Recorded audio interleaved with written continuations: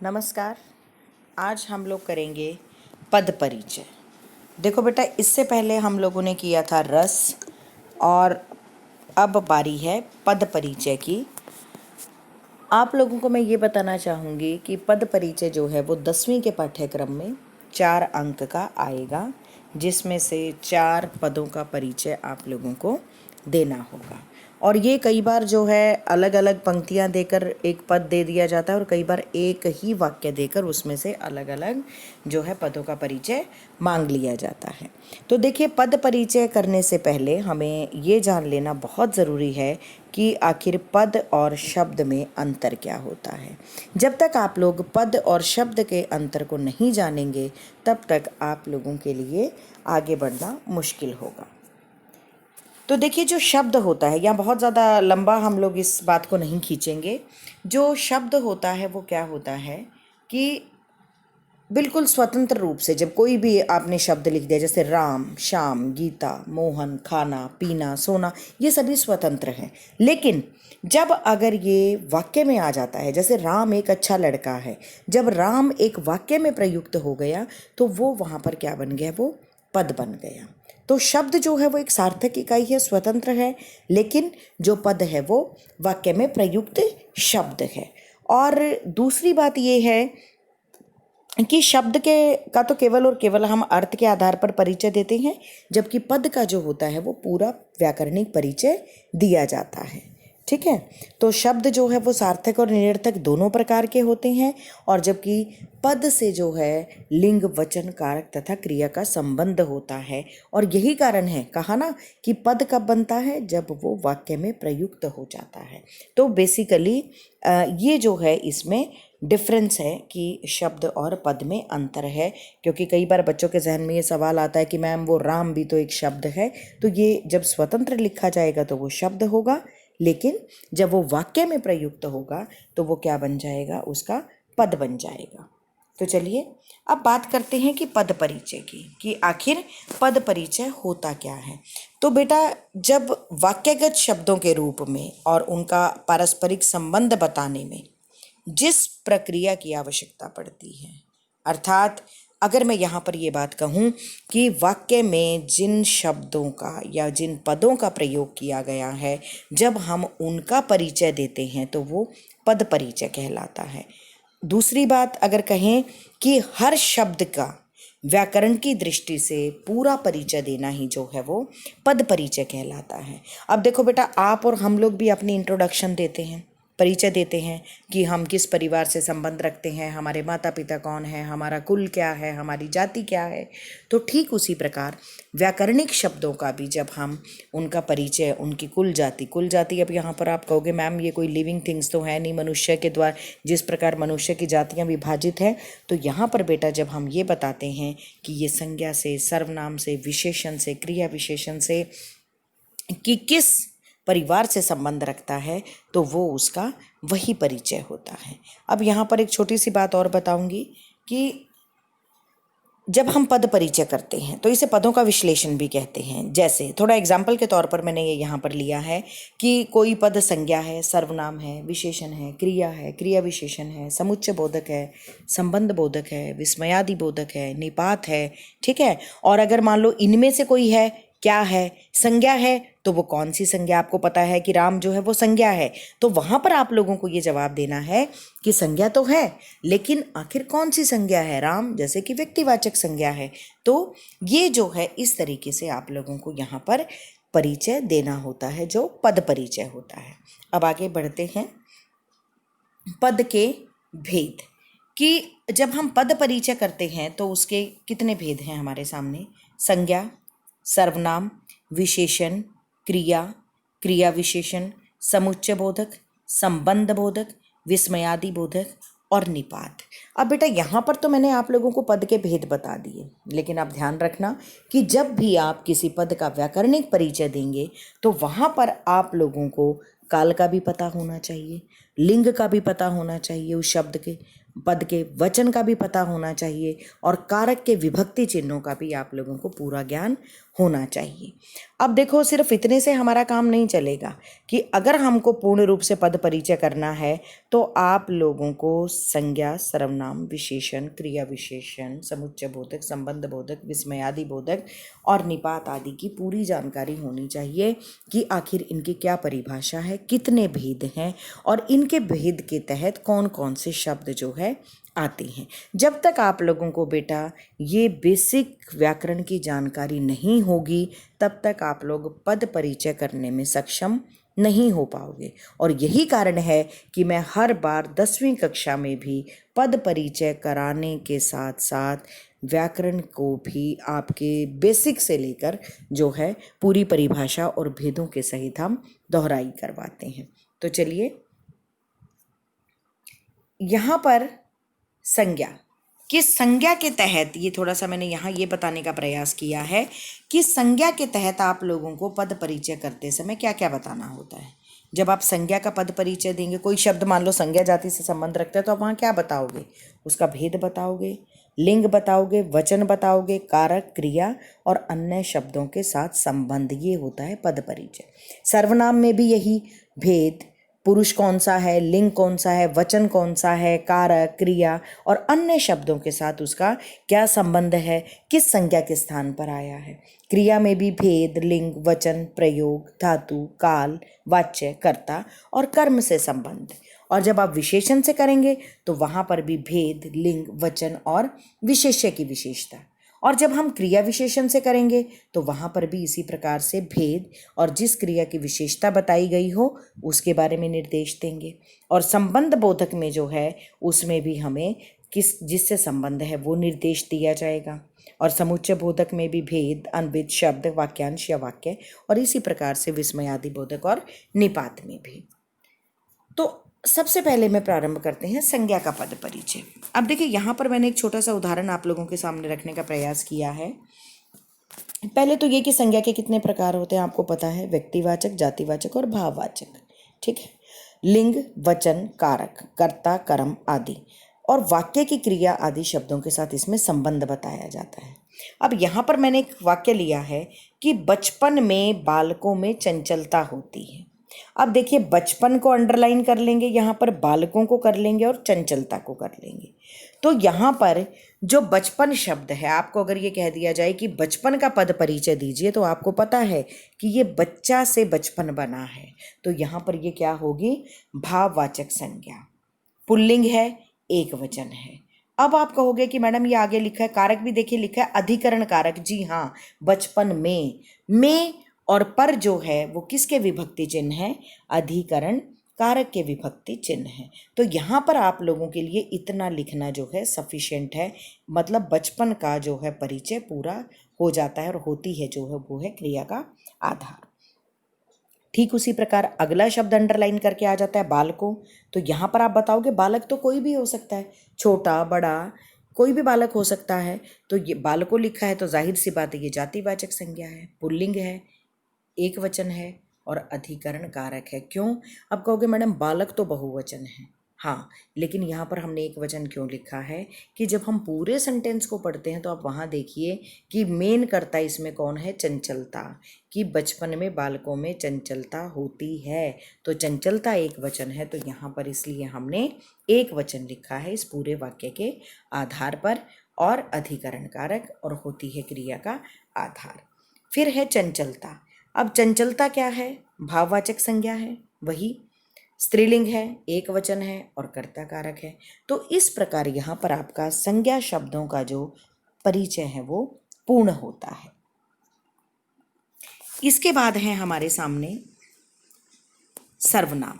सबसे पहले तो ये जान लेना ज़रूरी है कि सर्वनाम क्या होता है, कि जो संज्ञा के स्थान पर प्रयुक्त होते हैं वास्तव में वे सर्वनाम कहलाते हैं।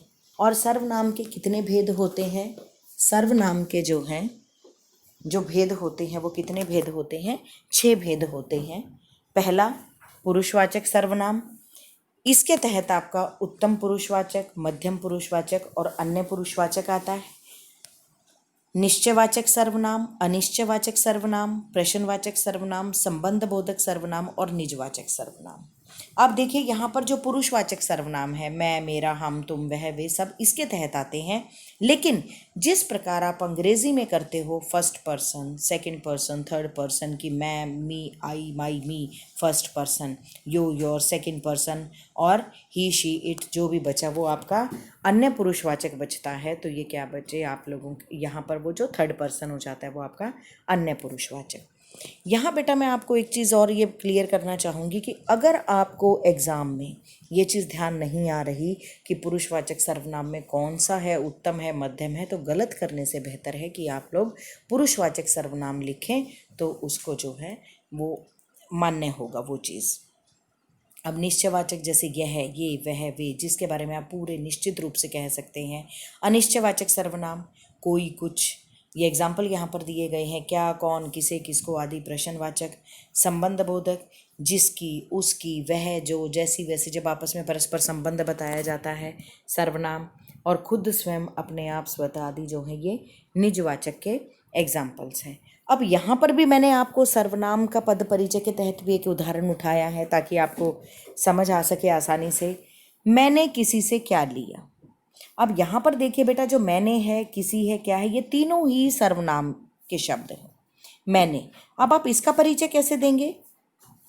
मैंने जो है वो सर्वनाम है। कौन सा सर्वनाम है? पुरुषवाचक। और पुरुषवाचक में भी जो कौन सा है, ये है उत्तम। फिर एक वचन है और कर्ता कारक है कि मैं जो है वो काम करने वाला है। फिर है किसी। किसी जो है वो क्या है?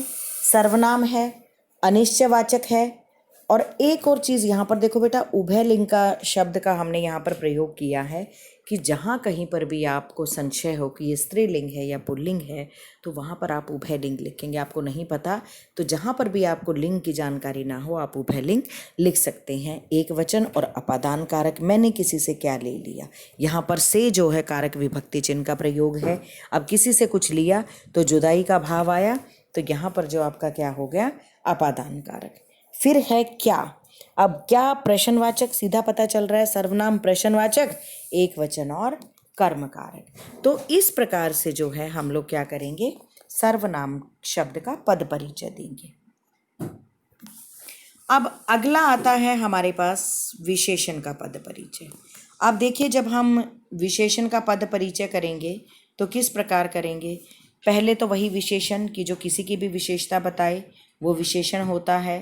और इसमें भी जो है विशेषण में भी जब हमारे पास भेद इसके कौन कौन से हैं?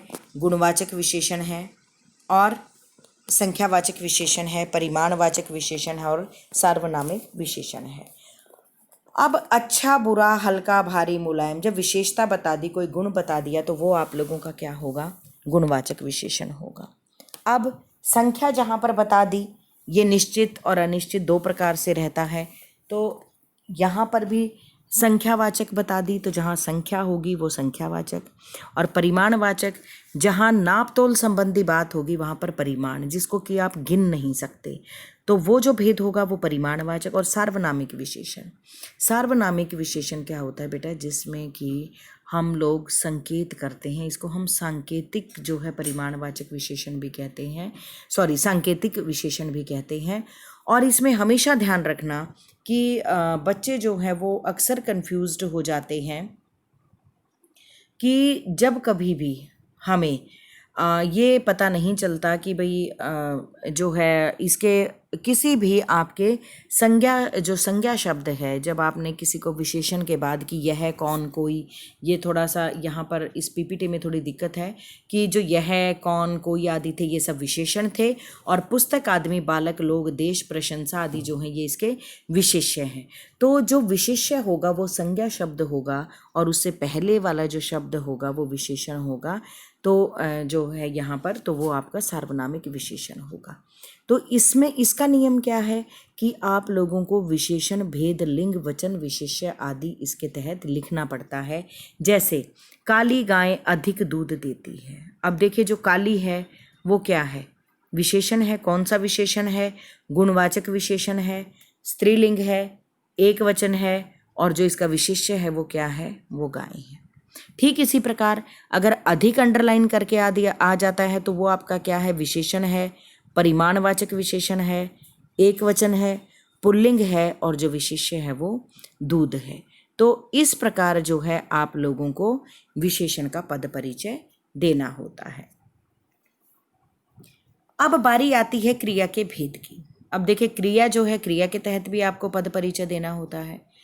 तो सकर्मक क्रिया, अकर्मक क्रिया, क्रिया के दो भेद हैं।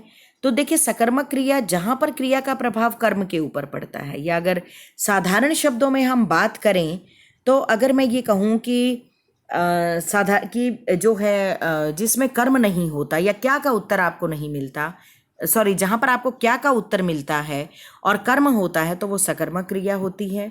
और जहां पर आप लोगों को क्या का उत्तर नहीं मिलता और कोई कर्म नहीं होता तो वो अकर्मक क्रिया होती है। जैसे वह पुस्तक पढ़ता है, क्या पढ़ता है? पुस्तक पढ़ता है, ये सकर्मक क्रिया है। और अगर हम बात करें अकर्मक क्रिया की, वह सोता, बहुत सोता है, ये क्या है? आपकी अकर्मक क्रिया है। फिर नियम, क्रिया, भेद, लिंग, वचन, काल, वाच्य, कर्ता, ये नियम आपके मैं पद परिचय के तहत बता रही हूँ कि ये सारे जो है आप लोगों को लिखने पड़ेंगे।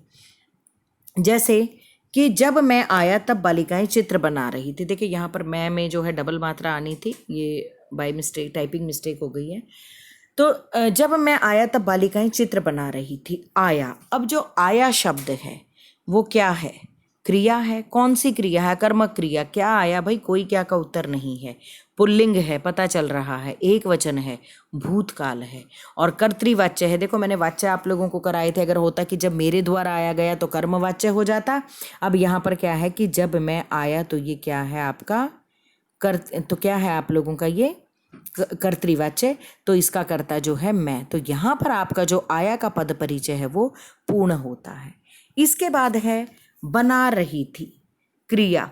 कौन सी क्रिया है? क्या बना रही थी? आपको वाक्य से पता चल रहा है कि बालिकाएं चित्र बना रही थी, तो सकर्मक क्रिया है, बहुवचन है, बालिकाएं स्त्रीलिंग हैं और कर्तृवाच्य हैं। और इनका कर्ता कौन है? बालिकाएं ही हैं, क्योंकि चित्र बनाने का कार्य जो है वो किसके द्वारा किया जा रहा है? बालिकाओं के द्वारा किया जा रहा है। इसके बाद अब देखिए अविकारी शब्दों का पद परिचय प्रारंभ हो जाता है। अविकारी शब्द हैं वो 5 प्रकार के, क्रिया विशेषण, उसके बाद समुच्चय बोधक, संबंध बोधक, विस्मयादि बोधक, निपात। तो अब यहाँ पर हम लोगों ने कालवाचक क्रिया विशेषण, इसके जो मैं भेद बताऊंगी, कालवाचक क्रिया विशेषण, रीतिवाचक, स्थानवाचक और परिमाणवाचक। कालवाचक जहाँ पर आपको समय का पता चलता है, क्रिया के घटित होने का। रीतिवाचक जहाँ पर क्रिया के होने के ढंग का पता चलता है।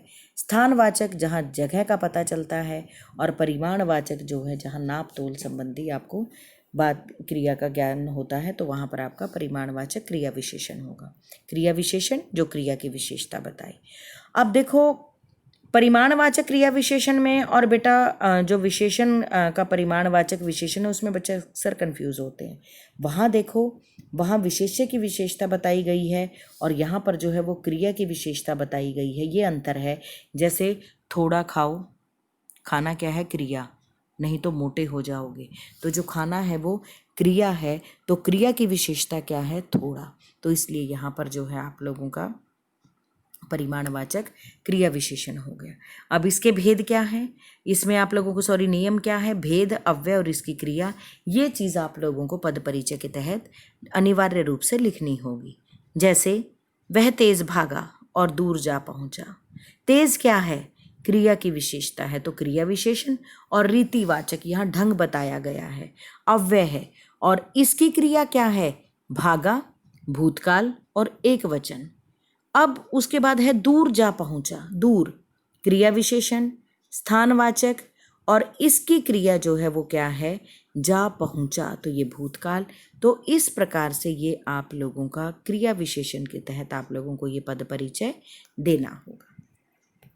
अगला है हमारे पास समुच्चय बोधक। दो शब्दों या वाक्यों को जोड़ने वाले जो संयोजक शब्द होते हैं वो समुच्चय बोधक कहलाते हैं। या हम इसे ये भी कह सकते हैं कि जिन शब्दों की वजह से 2 या 2 से अधिक वाक्य शब्द या वाक्यांश आपस में जुड़ते हैं तो वो समुच्चय बोधक कहलाते हैं। अब देखिए यहाँ पर आप लोगों को बेटा मैं बता दूं कि जब आप लोगों ने रचना के आधार पर वाक्य किए, सरल, संयुक्त और मिश्र, तो ये वो हैं जो आपके मिश्र वाक्यों को भी प्रयोग किए जाते हैं और संयुक्त वाक्यों में भी प्रयोग किए जाते हैं। तो इस प्रकार ये न केवल वाक्यों को, शब्दों को, बल्कि उपवाक्यों को भी जोड़ने वाले होते हैं। तो जैसे और, तथा, एवं, अथवा, इसलिए, किंतु, परंतु आदि इन शब्दों का प्रयोग हम इसमें करते हैं। उदाहरण स्वरूप, मैंने देखा कि भाई और बहन पढ़ रहे हैं। अब यहाँ पर आप ये चीज़ देखो बेटा कि भाई और बहन, यहाँ पर हमने एक वाक्य देकर की शब्द को और का जो है वो पद परिचय पूछ लिया। तो अब देखिए कि और जाहिर सी बात है कि दोनों अव्यय हैं, दोनों समुच्चय बोधक हैं, तो ये चीज़ तो आप लिखेंगे ही लिखेंगे। अब यहाँ पर जो की है वो दो उपवाक्यों को जोड़ता है। देखो ये दो अलग अलग वाक्य हैं कि मैंने देखा, भाई और बहन पढ़ रहे हैं, तो यहाँ पर इन दोनों को जोड़ने का कार्य की ने किया, तो इस प्रकार ये दो उपवाक्यों को जोड़ता है। अब बात आती है और। अब ये क्या करता है कि यहाँ पर भाई और बहन दोनों ही इस वाक्य में प्रयुक्त होने के बाद दोनों शब्द पद बन गए हैं, तो इस प्रकार यहाँ पर और ने जो है वो दो पदों को जोड़ने का कार्य किया है। तो इस प्रकार आप लोगों को समुच्चय बोधक के तहत पद परिचय देना होगा। अगला आता है हमारे पास संबंध बोधक अव्यय। देखो बेटा, जो शब्द चाहे संज्ञा, सर्वनाम, अन्य किसी के साथ भी जो संबंध स्थापित करते हैं परस्पर, वो संबंध बोधक अव्यय कहलाते हैं। जैसे मेरे घर के पास उसका घर है, मेरी छत के ऊपर पंखा है। तो देखिए मेरी छत के साथ जो है ऊपर का संबंध हो गया, मेरे घर के साथ है उसके घर के पास का संबंध हो गया, से दूर, के कारण, के लिए, की और। जैसे कि आप लोगों को पता है कि जब हम संबंध बोधक कारक करते हैं, संबंध कारक करते हैं, तो उसके भी जो विभक्ति चिन्ह होते हैं वो क्या होते हैं, का, के, की आदि। तो इस प्रकार आप लोगों को ये समझना बहुत ही आसान होगा कि जहाँ पर भी का, के, की आ गया वो आपका संबंध बोधक तो वैसे ही हो गया। अब इसके साथ हमने पास, ऊपर, दूर, कारण, मतलब वो चीज़ भी जब हमने लगा दी तो ये आपका जो है वो संबंध बोधक अव्यय बन गया। जैसे अब ये भी आता है, आपको परिचय तो ये भी देना पड़ेगा कि बालिका माता के साथ जा रही है। अब हमने यहाँ पर के साथ शब्द को उठाया और कहा कि ये बताइए इसका पद परिचय दीजिए। तो आप क्या लिखेंगे, अव्यय, संबंध बोधक, बालिका और माता में संबंध। यहाँ पर एक चीज़ और बेटा मैं आपको बता दूं कि आप लोग एक वचन भी लिख सकते हो, स्त्रीलिंग भी लिख सकते हो। वो आपको लिखना ही है कि बालिका जो है वो स्त्रीलिंग है, एक वचन है, संबंध बोधक है और आपस में बालिका और माता का जो है वो परस्पर संबंध है। तो इस प्रकार यहाँ पर आप लोगों का ये संबंध बोधक पद परिचय जो है पूरा होता है।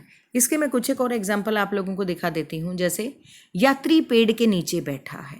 अब बेटा के नीचे आ गया तो क्या लिखोगे, अव्यय, संबंध बोधक जब आप इसका परिचय दोगे, ठीक है। और यात्री क्या है, एक वचन है, पेड़ के नीचे बैठा है तो यहाँ पर आप पुल्लिंग लिख सकते हो। तो इस प्रकार जो है आपका ये भी पद परिचय पूरा हुआ। अगला, घर के पास मंदिर है। अब यहाँ पर भी क्या है, संबंध बोधक अव्यय है। घर और मंदिर का जो है वो परस्पर संबंध दर्शाया गया है। घर क्या है, एक वचन है, तो इस प्रकार यहाँ पर आप ये पद परिचय। फिर देखिए बेटा, छत पर मोर बैठा है। अब यहाँ पर ना करके इन्होंने किस शब्द का प्रयोग कर दिया, सॉरी, के ऊपर का प्रयोग ना करके पर का कर दिया। तो आप यहाँ पर ये चीज़ सीधा लिखोगे, वही अव्यय, संबंध बोधक, मोर जो है वो पुल्लिंग है, एक वचन है और साथ में अधिकरण कारक का प्रयोग भी आप यहाँ लिख सकते हो कि छत पर मोर बैठा है। तो दोनों करोगे तो आपका ये गलत नहीं माना जाएगा। तो इस प्रकार ये था आपका संबंध बोधक तक का पद परिचय। अब इसके बाद हमारे पास आता है जिसे विस्मयादि बोधक, जिसे, ठीक है, इंटरजेक्शन जिसे आप कहते हो अंग्रेजी में। तो बेटा जिन वाक्यों में आश्चर्य, हर्ष, शोक, घृणा आदि का भाव व्यक्त होता है तो वो हमारे क्या कहलाते हैं, विस्मयादि बोधक जो है चिन्ह का प्रयोग करते हैं और विस्मयादि बोधक अव्यय कहलाते हैं, वाक्य कहलाते हैं।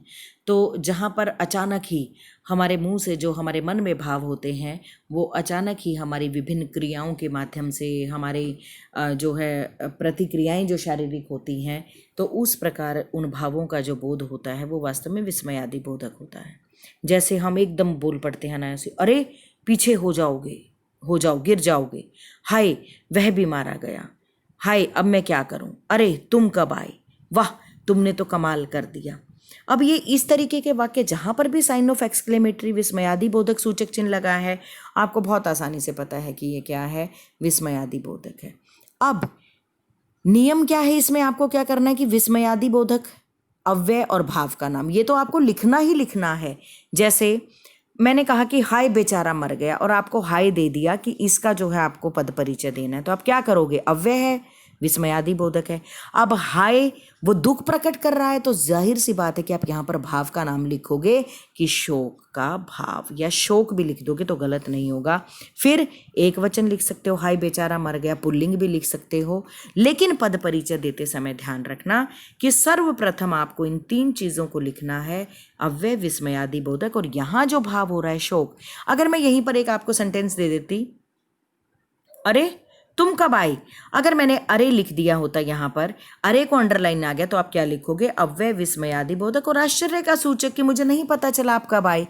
फिर वाह तुमने तो कमाल कर दिया। अब यहाँ पर भी आप अव्यय, विस्मयादि बोधक और वाह अगर आपको अंडरलाइन करके आ गया, तो आप अंत में क्या, उसके बाद क्या लिखोगे कि वाह खुशी का भाव कि तुमने तो कमाल कर दिया। तो इस प्रकार जो है आप लोगों का विस्मयादि बोधक अव्यय से संबंधित पद परिचय पूर्ण होता है। अब हमारे पास जो अंतिम अव्यय बचता है वो बचता है निपात। देखो बेटा, सबसे पहले तो अव्यय मैं आपको बता दूं, अव्यय होते क्या हैं कि ऐसे शब्द होते हैं, ये ऐसे सहायक शब्द होते हैं जो किसी भी जो है, मतलब वैसे ये वाक्य के अंग तो नहीं माने जाते, लेकिन इनका कोई लिंग वचन भी नहीं होता, लेकिन जो निपात, जब हम बल देने के लिए किन्हीं शब्दों का प्रयोग करते हैं तो वास्तव में वो निपात कहलाते हैं। जैसे ही, तो, तक, भी, केवल, मात्र आदि। अब जैसे मैंने यहाँ पर ये एग्जाम्पल दिया आप लोगों के लिए, इसका नियम वही होगा बेटा, अव्यय और निपात आप लिख दोगे, बाकी आप वाक्य के अनुसार जो है वचन, लिंग आदि लिख सकते हो। कि तुम आए ही नहीं, तो यहाँ पर ही पर जोर दिया गया है, तो ये आपका क्या है, ये निपात है। अगर मैं कहती हूँ तुम तो कह रहे थे, अगर तो को यहाँ पर हमने अंडरलाइन कर दिया, तो ये आपका क्या बन गया, निपात। तो जहां पर भी, अब मैंने कहा मुझे मात्र 1 रुपया चाहिए, अब मात्र को अंडरलाइन कर दिया, तो आप यहां पर क्या करेंगे, अव्यय और क्या है, निपात। ठीक है, उसके बाद आप वाक्य के अनुसार लिख सकते हो। तो बेटा जब हम जोर देते हैं, किन्हीं शब्दों का वाक्य में जोर देने के लिए प्रयोग करते हैं, तो वो जो है निपात कहलाते हैं। और मैंने एग्जाम्पल आपको बता दिया, ही, तो, तक, भी, केवल, मात्र आदि। तो बेटा एक बार फिर मैं यहाँ पर थोड़ा सा आप लोगों को ये बताना चाहूँगी कि जब भी हम पद परिचय करते हैं, तो पद परिचय के तहत जो आप लोगों को पदों का, शब्दों का व्याकरणिक जो परिचय देना होता है वो पद परिचय कहलाता है। और इसके तहत आप लोगों को संज्ञा, सर्वनाम, विशेषण, क्रिया, क्रिया विशेषण, समुच्चय बोधक, संबंध बोधक, विस्मयादि बोधक, निपात, इनका जो है इस प्रकार जो ये हमारे हैं ये पद के भेद होते हैं, इनका आपको परिचय देना होता है। और साथ ही साथ कारक, काल, जो चीज़ मैंने आप लोगों को यहाँ बताई, वचन और लिंग, इन चीज़ों का भी ज्ञान होना आप लोगों को यहाँ पर अत्यंत आवश्यक है। क्योंकि जब तक आप लोगों को इन चीज़ों का नहीं पता होगा, तब तक आप सही तरीके से जो है वो पद परिचय को नहीं कर पाओगे। और इसलिए कहा जाता है कि चाहे वो आपकी कक्षा 7वीं 8वीं में जो अभी तक आप लोगों ने संज्ञा, सर्वनाम, विशेषण, क्रिया विशेषण, ये जितनी भी चीज़ें पढ़ी हैं, तो इनका जो प्रयोग है वो हम पद परिचय में करते हैं। तो इसलिए बेटा इनका ज्ञान होना आप लोगों के लिए बहुत ही आवश्यक है। और पद परिचय जो है वो कक्षा 10वीं के पाठ्यक्रम का एक बहुत ही महत्वपूर्ण जो है आप लोगों का विषय है। तो ये आपका 4 अंक का आता है। मैंने आपको पहले भी बताया था कि कई बार पेपर में अलग अलग 4 वाक्य दे दिए जाते हैं और कोई एक पद रेखांकित कर कर उसका पद परिचय पूछ लिया जाता है। और जबकि कई बार क्या होता है कि आप लोगों को 1 या 2 पंक्तियां एक साथ दे दी जाती हैं और उसमें जो है पदों को रेखांकित करके पूछ लिया जाता है कि इन इन पदों का आप परिचय दीजिए। तो इसलिए बेटा आप लोगों को जो है पूरे वाक्य पर आधारित किसी भी पद का परिचय देना होता है। खासकर जो है लिंग और वचन जब आप करते हैं तो उसमें कर्ता पर भी ये चीज़ निर्भर करती है और उस वाक्य की क्रिया पर भी ये चीज़ निर्भर करती है। तो धन्यवाद।